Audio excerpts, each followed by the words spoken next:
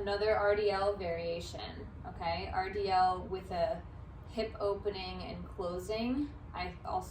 This is known as like a hip airplane, okay? So, focusing my eyes on something, again, that's key for our balance.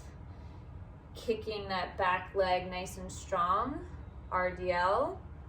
Now I'm gonna turn and open my hips, trying to keep my knee straight or pointing away from my opening, and then coming back in and back up.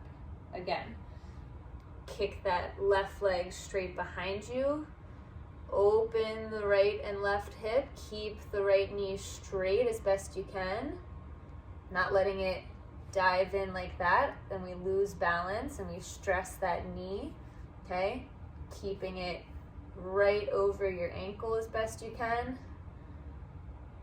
coming back up, all right? Switch sides.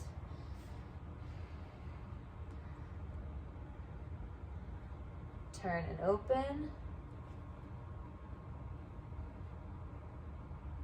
close, again. Turn and open, trying to keep that knee straight, close.